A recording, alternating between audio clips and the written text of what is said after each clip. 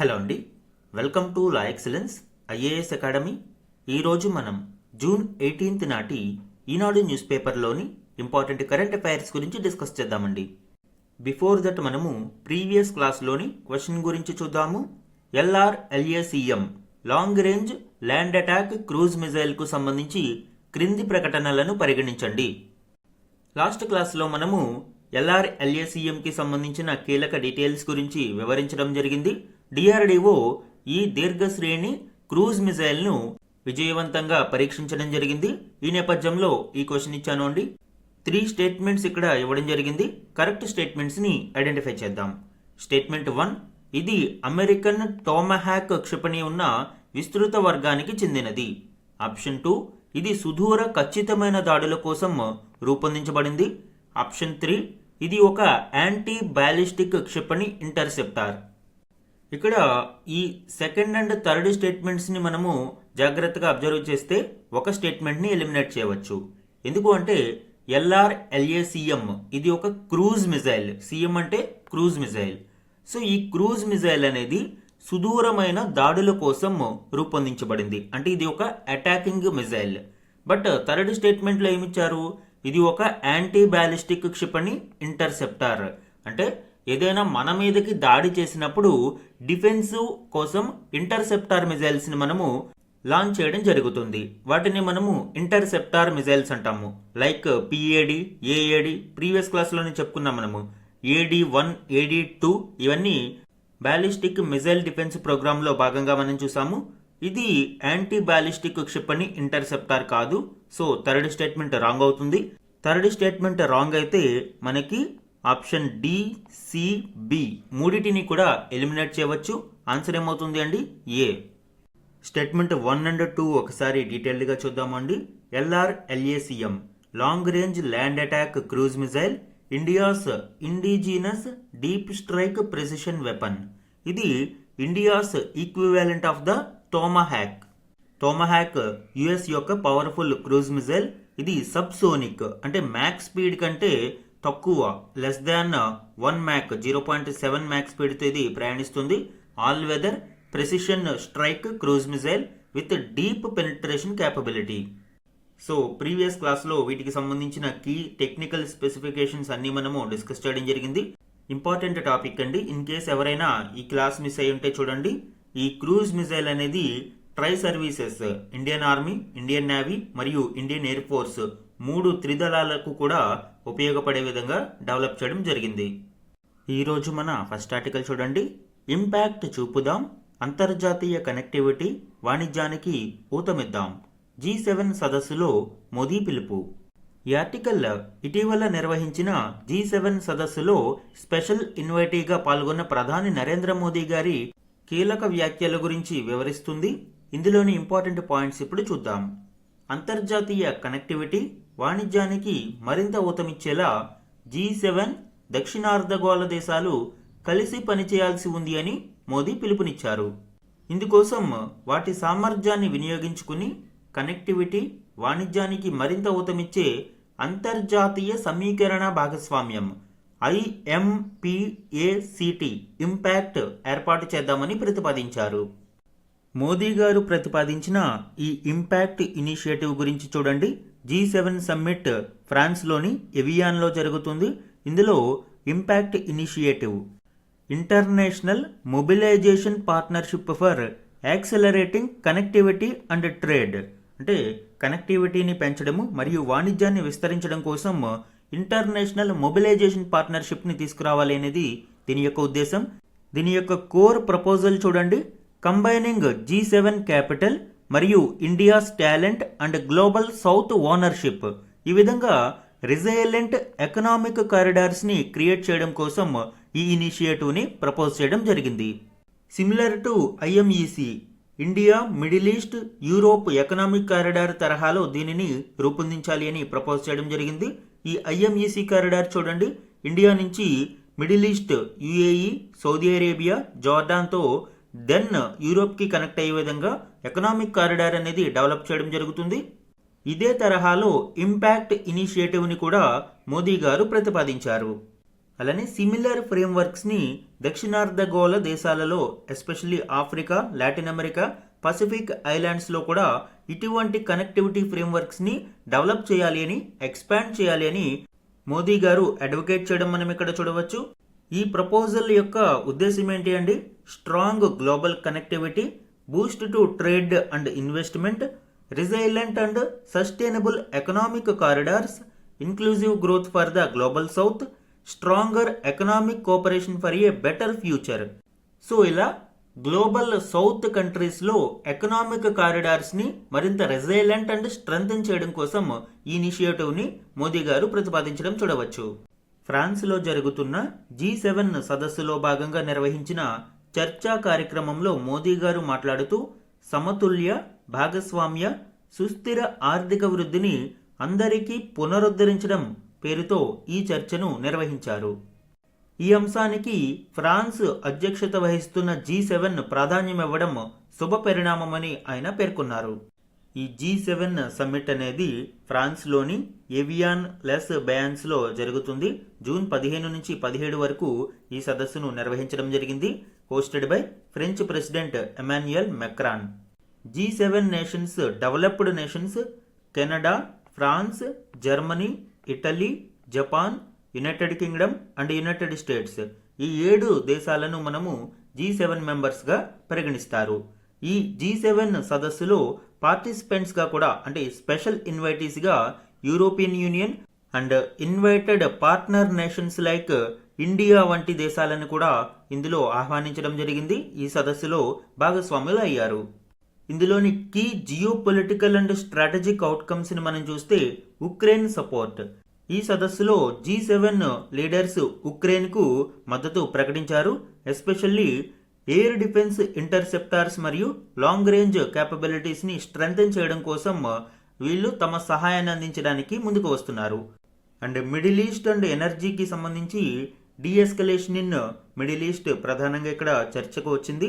అలానే strait of హార్ముజ్లోని వల్నరబిలిటీస్ని బైపాస్ చేయడానికి కూడా డిస్కషన్స్ జరిగాయండి. And pax silica initiative important one. And high technology group ఇది semi conductor and silicon supply chains ని స్ట్రెంథెన్ చేయడం కోసం ఈ ఇనిషియేటివ్ ని తీసుకువచ్చారు. రీసెంట్ గా ఇండియా కూడా ప్యాక్స్ సిలికా ఇనిషియేటివ్ లో జాయిన్ అవడం మనం డిస్కస్ చేయడం జరిగింది. అండ్ గ్లోబల్ హెల్త్ రెస్పాన్సెస్ గురించి కూడా ఇక్కడ చర్చ మనం చూడవచ్చు. సో ఈ విధంగా key geo political and strategic discussions అనేవి ఈ G7 సదస్సులో నిర్వహించడం జరిగింది. అలానే high profile tech governance and AI focus ఇక్కడ చూడవచ్చు. హిస్టారిక్ ఎంగేజ్మెంట్ గా దీనిని చూడవచ్చు అండి. For the first time world leaders held a dedicated working lunch with leading AI technology chiefs. ముఖ్యంగా open AI chief Sam Altman, Anthropic Dario Amodei and Google deep mind Demis Hassabis వీరందరూ ఇందులో పాల్గొన్నారు. ప్రధానంగా engaged directly with heads of state on the future of responsible AI. Artificial intelligence రంగంలో responsible ఏఐని తీసుకురావడం కోసం వీరి మధ్య చర్చ జరిగింది. ఇక ఇండియాస్ బయోలేటరల్ మైల్ స్టోన్స్ ని మనం చూస్తే ఇండియా యూకే ట్రేడ్ డీల్ ఇది జూలై 15, 2026 నుంచి అమలులోకి రానుంది. India UK comprehensive economic and trade agreement ఇరు ప్రధానులు దీనిని ప్రకటించడం మనం చూడవచ్చు. ఇక ఇండియా యుఎస్ పార్ట్నర్షిప్స్ కి సంబంధించి త్వరలోనే ట్రేడ్ అగ్రిమెంట్ ఖరారు కానుంది అని ఇరు నేతలు ప్రకటించారు. And India Canada uranium pact important one. Uranium సప్లైని 2035 వరకు నిరంతరంగా కొనసాగించడానికి కెనడా యొక్క క్యామెకో మరియు ఇండియా యొక్క డిపార్ట్మెంట్ ఆఫ్ అటామిక్ ఎనర్జీ ఒప్పందం చేసుకోవడం ఇక్కడ చూడవచ్చు. అలానే ఈ సదస్సుకు భారత్ లానే స్పెషల్ ఇన్వైటీగా వచ్చిన యుఏఈతో సైడ్ లైన్స్ లో నిర్వహించిన చర్చలో భాగంగా ప్రధాని మోదీ యుఏఈని బ్రిక్స్ లోకి ఆహ్వానించడం మనం చూడవచ్చు. సో ఈ విధంగా ఇండియాస్ బయోలేటరల్ మైల్ స్టోన్స్ కూడా ఈ G7 సదస్సులో మనం చూడడం జరిగిందండి. ఇంపార్టెంట్ వన్ ఇవన్నీ. మన నెక్స్ట్ ఆర్టికల్ చూడండి. ఇండో పేరు మార్పు వెనక యుఎస్ ఇండో పసిఫిక్ కమాండ్ పేరులోంచి ఇండో అనే పదాన్ని అమెరికా ఉన్నట్టుండి తీసివేయడం గురించి ఈ ఆర్టికల్లో వివరించడం జరిగింది. ఇది భారతదేశానికి ఎటువంటి సంకేతాన్ని ఇస్తుంది మరియు దీని వెనుక అమెరికా వ్యూహం ఏమిటి అండ్ క్వాడ్ మీద దీని యొక్క ప్రభావం ఏమిటి అనేది ఈ ఆర్టికల్లో వివరించడం జరిగింది. ఇందులోని కీ పాయింట్స్ ఇప్పుడు చూద్దాం. ఇది 1947లో ఏర్పడింది అండి. అమెరికాలోని వన్ ఆఫ్ ద పవర్ఫుల్ సైనిక విభాగాలలో ఒకటి. అప్పుడు యుఎస్ పసిఫిక్ కమాండ్ గానే దీనిని పిలిచేవారు. బట్ ట్రంప్ తన యొక్క మొదటి టర్మ్లో 2018లో తొలి అధ్యక్ష పదవీ కాలంలో ఈ కమాండ్ పేరును యుఎస్ ఇండో పసిఫిక్ కమాండ్గా మార్చారు. దీనికి ప్రధాన కారణం ఏంటి అంటే ఇండో పసిఫిక్ ప్రాంతంలో చైనా ఆధిపత్యానికి అడ్డుకట్ట వేయడమే లక్ష్యంగా దీనిని నామినిక్లేచర్ చేంజ్ చేయడం జరిగింది. యుఎస్ ఇండో పసిఫిక్ కమాండ్గా 2018లో ఈ పేరు మార్పు జరిగింది. ఇందుకు హిందూ మహాసముద్రంలో బలీయమైన శక్తిగా ఉన్న భారత సహకారం కీలకమని అగ్రరాజ్యం నాడు భావించింది. చైనాని కౌంటర్ పార్ట్ చేయాలి అంటే హిందూ మహాసముద్రంలో బలమైన నావికాదళం మరియు స్ట్రాటజిక్ అడ్వాంటేజ్ ఉన్న భారత్ని కలుపుకుపోవాల్సిన అవసరం ఉంది అని యుఎస్ ఆనాడు భావించింది. అందువలనే ఈ కమాండ్ పేరులోకి ఇండో అనే పేరును చేర్చింది. అయితే ఇప్పుడు అనూహ్యంగా మళ్ళీ పాత పేరునే కొనసాగించాలి అని అమెరికా నిర్ణయించడం చూడవచ్చు. ఈ పేరు మార్పు భారత్కు ఆందోళన కలిగించే అంశమే. ఇండో పసిఫిక్ ప్రాంతంలో మారుతున్న అమెరికా వ్యూహాలకు ఇది సంకేతమని విశ్లేషకులు భావిస్తున్నారు. అయితే అమెరికా ఏం చెప్తుంది? పేరు మారినప్పటికీ కమాండ్ బాధ్యతలు గాని అది పర్యవేక్షించే హద్దులు గాని మారలేదు అని అమెరికా అంటుంది. అమెరికా పశ్చిమ తీరం నుండి భారతదేశ పశ్చిమ సరిహద్దు వరకు హిందూ మహాసముద్రం మొత్తం కవర్ చేస్తూ ఈ రక్షణ బాధ్యతలను కమాండ్ మునుపటిలాగే చూసుకుంటుంది అని అమెరికా రక్షణ శాఖ అంటుంది. దీనికి సంబంధించిన మరిన్ని డీటెయిల్స్ చూడండి. 2018 నుంచి 2026 వరకు యుఎస్ ఇండో పసిఫిక్ కమాండ్గా ఉన్న ఈ నామినిక్లేచర్ని ఇప్పుడు యుఎస్ పసిఫిక్ కమాండ్గా పేరు మార్చడం జరిగింది. జూన్ 16, 2026 నుంచి ఇది అమలులోకి వస్తుంది అని US department of war announce చేయడం జరిగింది. అయితే నామినిక్లేచర్ మారినంత మాత్రాన ఏరియా ఆఫ్ రెస్పాన్సిబిలిటీ గాని కోర్ మిలిటరీ మిషన్ గాని మారినట్లు కాదు అని యుఎస్ వెల్లడించింది. యుఎస్ చెప్తున్న అఫీషియల్ రీజన్ ఏంటి అండి?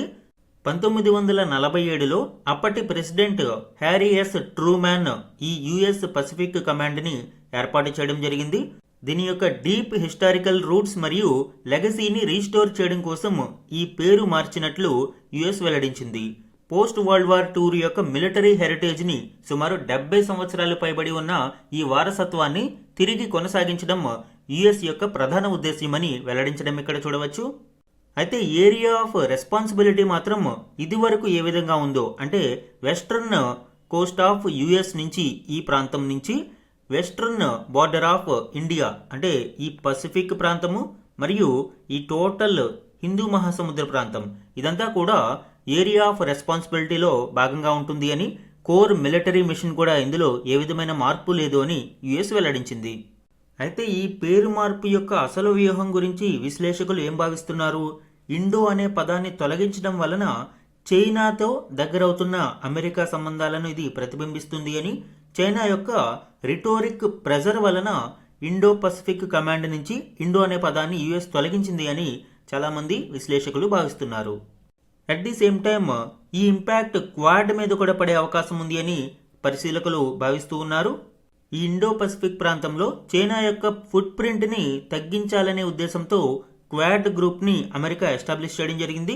ఇందులో ఇండియా, యుఎస్, జపాన్, ఆస్ట్రేలియా సభ్య దేశాలుగా ఉన్నాయి. ఇప్పుడు అసలు ఈ ఇండో యుఎస్ కమాండ్ ప్లేస్లో ఇండో అనే పదాన్ని తొలగించడంతో భారతదేశం ఈ క్వాడ్ గ్రూప్ మీద ఏ విధంగా స్పందిస్తుంది అనేది చూడాలి. అలానే భారత్ యొక్క మేజర్ అబ్జెక్షన్ ఏంటి అంటే మ్యాప్ కాంట్రవర్సీ. పేరు మార్పు తర్వాత యుఎస్ పసిఫిక్ కమాండ్ వెబ్సైట్లో ఇక్కడ ప్రదర్శించిన మ్యాప్ మీద ఇండియా తీవ్ర అభ్యంతరాలు వ్యక్తం చేస్తుంది. ఈ మ్యాప్లో ఇండియా బోర్డర్లను మార్పులు చేస్తూ parts of Jammu, Kashmir and Aksai చిన్ ప్రాంతాలను ఇన్కరెక్ట్గా డిపిక్ట్ చేయడం జరిగింది. దీనివలన ఇప్పుడు ఇండియా దీని మీద తీవ్రంగా స్పందిస్తుంది. సో ఇది యుఎస్ పసిఫిక్ కమాండ్ పేరు మార్పుకి సంబంధించిన కీలక డీటెయిల్స్ అండి. ఐఆర్లో very important topic. And Donald Trump యొక్క సెకండ్ టర్మ్లో ఇండో పసిఫిక్ ప్రాంతంలో యుఎస్ యొక్క ప్రాధాన్యతను గురించి ఇది వివరిస్తుంది. మన నెక్స్ట్ ఆర్టికల్ చూడండి. డిజిటల్ మోసాలు మన దగ్గరే అత్యధికం, ప్రపంచ సగటు కంటే రెట్టింపు, ట్రాన్స్ యూనియన్ నివేదిక. ఈ ఆర్టికల్ ఇటీవల విడుదలైన ట్రాన్స్ యూనియన్ నివేదిక ప్రకారం భారతదేశంలోని డిజిటల్ మోసాలకి సంబంధించిన కీలక గణాంకాలను వివరించడం జరిగింది. ఇందులోని కీ పాయింట్స్ ఇప్పుడు చూద్దాం. ట్రాన్స్ యూనియన్ సంస్థ వెల్లడించిన టాప్ ఫ్రాడ్ ట్రెండ్స్ నివేదిక ప్రకారం మన దేశంలో జరుగుతున్న మొత్తం డిజిటల్ లావాదేవీలలో మోసాల రేటు అంతర్జాతీయ సగటు కంటే దాదాపు రెట్టింపు కంటే ఎక్కువగా నమోదైంది అని, లాజిస్టిక్స్, టెలికాం, బీమా రంగాలలో ఈ ముప్పు అధికంగా ఉందని వెల్లడించింది. గణాంకాలను మనము పరిశీలిస్తే 2024లో డిజిటల్ ఫ్రాడ్ అటెంప్ట్ రేట్ 13.1%గా ఉండగా 2025 నాటికి ఇది గణనీయంగా తగ్గింది, 7.1%గా నమోదైంది. కానీ గ్లోబల్ యావరేజ్తో పోలిస్తే మాత్రం భారతదేశం ఇంకా చాలా ఎక్కువ రేట్ని నమోదు చేస్తూ ఉంది. గ్లోబల్ యావరేజ్ కేవలం 3.8%గా ఉండగా దానికి నియర్లీ డబుల్ 7.1% భారతదేశం నమోదు చేయడం ఇక్కడ చూడవచ్చు అండి.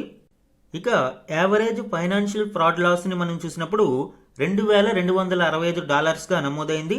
గ్లోబల్ యావరేజ్ కంటే 36% ఇది హయ్యర్గా చూడవచ్చు. గ్లోబల్ యావరేజ్ ఎంత? $1,671గా మాత్రమే గ్లోబల్ యావరేజ్ నమోదైంది. అంటే ప్రపంచవ్యాప్తంగా కంటే కూడా భారత వినియోగదారులు అత్యధికంగా నష్టపోతూ ఉన్నారు. కీ టేక్అవేస్ని మనం చూస్తే ఆల్రెడీ ఎగ్జిస్టింగ్ అకౌంట్స్ని ప్రిఫర్ చేస్తూ ఉన్నారు instead of creating fake accounts. Shift to identity based fraud అనేది ఇక్కడ చూడవచ్చు అండి. ఇక అకౌంట్ లాగిన్ ఫేజెస్లో అత్యధిక వల్నరబిలిటీస్ని ఇండియా ఫేస్ చేస్తూ ఉంది. అండ్ టార్గెటింగ్ కస్టమర్ క్రెడెన్షియల్స్ ఇక్కడ చూడవచ్చు. డేటా బ్రీచెస్ మరియు ఫిషింగ్ ఆధారంగా కాంప్రమైజ్డ్ క్రెడెన్షియల్స్ని అటాకర్స్ సంపాదిస్తూ ఉన్నారు. ఇవన్నీ భారతదేశంలో డిజిటల్ ఫ్రాడ్ అటెంప్ట్ రేట్ పెరగడానికి దోహదపడుతూ ఉన్నాయి. Most targeted stages in the customer journey మనం చూసినప్పుడు అకౌంట్ లాగిన్ అటెంప్ట్స్లోనే ఎక్కువ ఫ్రాడ్ అనేది జరుగుతూ ఉంది. సుమారు 3.9% లాగిన్ అటెంప్ట్స్ వద్దనే మోసాలు జరుగుతూ ఉన్నాయి. న్యూ అకౌంట్ క్రియేషన్ సమయంలో కూడా సైన్అప్స్ చేసే సమయంలో 3.1% మోసాలు జరుగుతూ ఉన్నాయి. ఇక ఫైనాన్షియల్ ట్రాన్సాక్షన్స్లో 1.2% సస్పెక్టెడ్ ఫ్రాడ్స్ అనేవి నమోదవుతూ ఉన్నాయి. ఇక ఇండస్ట్రీ బ్రేక్డౌన్ రంగాల వారీగా మనం చూసినప్పుడు అత్యధికంగా లాజిస్టిక్స్ సెక్టార్లో 16.3%, టెలికమ్యూనికేషన్స్లో 14.7%. 2024-25తో పోలిస్తే 308% సర్జ్ అనేది నమోదైంది. ఇన్సూరెన్స్ సెక్టార్లో 11.5%, ప్రీవియస్ ఇయర్తో పోలిస్తే 145% గ్రోత్ అనేది ఈ ఫ్రాడ్లెంట్ యాక్టివిటీస్లో నమోదైంది. రియల్ మనీ గేమింగ్ అండ్ బెట్టింగ్స్లో 9.6%, ఆన్లైన్ డేటింగ్ అండ్ సోషల్ ప్లాట్ఫామ్స్లో 4.7% ఈ సస్పెక్టెడ్ ఫ్రాడ్ రేట్స్ అనేవి నమోదవుతున్నాయి. ఇక డామినెంట్ స్కామ్స్ ఎఫెక్టింగ్ కన్జ్యూమర్స్ మనం చూసినప్పుడు ఫిషింగ్ యాక్టివిటీస్ వలన ఎక్కువ నష్టం జరుగుతూ ఉంది. ఫిషింగ్ అంటే ఫ్రాడ్లెంట్ ఈమెయిల్స్ వంటి వాటిని పంపించి వాళ్ళని ల్యూర్ చేస్తూ ఉంటారు, అంటే వాళ్ళని అట్రాక్ట్ చేస్తూ ఉంటారు కస్టమర్స్ని. దీని వలన బ్యాంకింగ్ టోకెన్స్ మరియు క్రెడెన్షియల్స్ లాస్ అయ్యే ప్రమాదం ఉంది. ఇక విషింగ్ అండ్ స్మిషింగ్ అంటే వాయిస్ కాల్స్ మరియు మెసేజ్ల రూపంలో కూడా ఎక్కువ డిసిప్షన్ అనేది జరుగుతూ ఉంటుంది. అలానే third party market place scams కూడా డిజిటల్ మోసాలకు ఎక్కువగా కారణమవుతూ ఉంటుంది. ఇక సైబర్ ఫ్రాడ్స్ని రిపోర్ట్ చేయడానికి భారతదేశంలో ఉన్న మెకానిజమ్స్ మనం చూస్తే ఇమీడియట్ ఫైనాన్షియల్ రిలీఫ్ కొరకు 1930కి కాల్ చేయాల్సిన అవసరం ఉంటుంది. గోల్డెన్ అవర్స్గా మనం చెప్పవచ్చు అండి. As early as possible report చేస్తే రికవరీ శాతం అనేది ఎక్కువగా ఉంటుంది. ఇక ఆన్లైన్ కంప్లైంట్ రిజిస్ట్రేషన్ ప్లాట్ఫామ్ కొరకు నేషనల్ సైబర్ క్రైమ్ రిపోర్టింగ్ పోర్టల్లో కూడా కంప్లైంట్ని నమోదు చేయవచ్చు. ఇక ఆన్లైన్ మోసాలకు గురి కాకుండా తీసుకోవాల్సిన చర్యలను మనం చూస్తే ఓటీపీ కానీ పిన్, పాస్వర్డ్ లాంటి వాటిని షేర్ చేయకూడదు. అలానే అన్నోన్ లింక్స్ మరియు అటాచ్మెంట్స్ని క్లిక్ చేయకుండా జాగ్రత్త పడాలి. తద్వారా ఫిషింగ్ యాక్టివిటీస్ని అరికట్టవచ్చు. అలానే కాల్స్ మరియు ఎస్ఎంఎస్ఎస్ని అటెంప్ట్ చేసే ముందు వాటిని వెరిఫై చేసుకోవాల్సిన అవసరం ఉంటుంది. స్ట్రాంగ్ యూనిక్ పాస్వర్డ్స్ని సెట్ చేసుకోవాలి. అండ్ సస్పిషియస్ యాక్టివిటీ జరిగితే వెంటనే రిపోర్ట్ చేయాల్సిన అవసరం ఉంది. ఈ విధంగా డిజిటల్ మోసాలకు అడ్డుకట్ట వేయడానికి ఆస్కారం ఉంటుంది. మన నెక్స్ట్ ఆర్టికల్ చూడండి. నేషనల్ స్టాటిస్టికల్ కమిషన్ చైర్మన్గా సైబల్ చటోపాధ్యాయ. దేశంలోని అన్ని ప్రధాన గణాంక కార్యకలాపాలకు అత్యున్నత సంస్థగా వ్యవహరించే నేషనల్ స్టాటిస్టికల్ కమిషన్ కొత్త చైర్మన్గా సైబల్ చటోపాధ్యాయను ప్రభుత్వం నియమించింది. అలానే కమిషన్ సభ్యులుగా సుభబ్రత దాస్, సత్యేంద్ర బహదూర్ సింగ్, మాధవన్ ముకుంద్ నియమితులయ్యారు. నేషనల్ స్టాటిస్టికల్ కమిషన్లో ఒక part time chairperson, 4 part time సభ్యులు, ఎక్స్ అఫిషియో సభ్యుడిగా నీతి ఆయోగ్ సీఈఓ ఉంటారు. కేంద్ర గణాంకాలు కార్యక్రమాల అమలు మంత్రిత్వ శాఖ కార్యదర్శే దీనికి కూడా కార్యదర్శిగా వ్యవహరిస్తారు. దేశంలోని గణాంకాల ప్రాధాన్యతలను, ప్రమాణాలను అభివృద్ధి చేయడం, పర్యవేక్షించడం, అమలు చేయడంతో పాటు వివిధ విభాగాల మధ్య సమన్వయం పెంపొందించడం కోసం 2005లో ఈ నేషనల్ స్టాటిస్టికల్ కమిషన్ని ఏర్పాటు చేశారు. దీనికి సంబంధించిన డీటెయిల్స్ చూడండి. జూన్ 1, 2005లో గవర్నమెంట్ రెజల్యూషన్ ఆధారంగా, అంటే ఇది ఒక ఎగ్జిక్యూటివ్ బాడీ, రెజల్యూషన్ ఆధారంగా ఏర్పాటైంది. 2001 రంగరాజన్ కమిషన్ రికమెండేషన్స్ ఆధారంగా దీనిని ఏర్పాటు చేశారు. అధికారికంగా జూలై 12, 2006 నుంచి ఇది అమలులోకి వచ్చింది. లీడర్షిప్ అండ్ స్ట్రక్చర్ గురించి, కీ ఫంక్షన్స్ అండ్ మ్యాండేట్ గురించి ఆల్రెడీ డిస్కస్ చేయడం జరిగింది అండి. ఈరోజు important one liner current affairs చూడండి. టైమ్ మ్యాగజైన్ యొక్క 100 most influential people in sports 2026లో Indian women's cricket team vice captain Smriti Mandhana ఉన్నారు. పర్సనల్ న్యూస్లో ఇలాంటివి అడిగే అవకాశం ఉంది. ఈ జాబితాలో భారతదేశం నుండి స్మృతి ఒక్కరే చోటు సంపాదించారు. నెక్స్ట్ వన్, చికాగోలోని కాన్సులేట్ జనరల్ ఆఫ్ ఇండియాలో వివేకానందుని స్టాచ్యూని ఆవిష్కరించడం జరిగింది. చికాగోకి అండ్ వివేకానందునికి ఉన్న రిలేషన్ మనకి తెలుసు. 1893లో చికాగోలో నిర్వహించిన పార్లమెంట్ ఆఫ్ ది వరల్డ్స్ రిలీజియన్స్లో వివేకానందుడు హిందూ ఫిలాసఫీ గురించి అక్కడ ప్రసంగించడం జరిగింది. Sisters and brothers of America అంటూ తన ప్రసంగాన్ని మొదలు పెట్టడం ద్వారా ఆయన అందరి అభిమానాన్ని అక్కడ చూరగొన్నారు. నెక్స్ట్ వన్ చూడండి. త్రిపుర యొక్క ట్రెడిషనల్ త్రిపుర సరింద వాయిద్య పరికరం జియోగ్రాఫికల్ ఇండికేషన్ ట్యాగ్ని సంపాదించింది. తద్వారా త్రిపురలో మొత్తం జిఐ ట్యాగ్డ్ ప్రొడక్ట్స్ సంఖ్య 4కు చేరుకుంది. సారిందా అనేది ట్రెడిషనల్ మ్యూజికల్ ఇన్స్ట్రుమెంట్ అని చెప్పవచ్చు. ఇది ఇప్పుడు జిఐ ట్యాగ్ని సొంతం చేసుకుంది. నెక్స్ట్ వన్ చూడండి. According to the ministry of defence, India's defence production reached an all time high of 1.78 lakh crore in the financial year 25-26. Previous financial ఇయర్లో కేవలం 1.54 లక్షల కోట్ల ప్రొడక్షన్ నమోదవగా ఇప్పుడు 15.6% వృద్ధి రేటుతో 1.78 లక్షల కోట్లు ప్రొడక్షన్ అనేది రీచ్ అయింది. ఆల్ టైమ్ హై రికార్డుగా దీనిని చెప్పవచ్చు. ఇవి ఈనాడు న్యూస్ పేపర్లోని important one liner current affairs అండి. ఈరోజు మన క్వశ్చన్ చూడండి. నేషనల్ స్టాటిస్టికల్ కమిషన్ గురించి ఈరోజు క్లాస్లో మనము డిస్కస్ చేయడం జరిగింది. ఆ కంటెక్స్ట్లో ఈ క్వశ్చన్ ఇచ్చాను. ఇక్కడ 2 స్టేట్మెంట్స్ని ఇవ్వడం జరిగింది. కరెక్ట్ స్టేట్మెంట్స్ని ఐడెంటిఫై చేసి ఆన్సర్ని కమెంట్ సెక్షన్లో కమెంట్ చేయండి. ఇది ఈరోజు ఈనాడు న్యూస్ పేపర్లోని ఇంపార్టెంట్ కరెంట్ అఫైర్స్ మీద daily analysis. Thank you for watching.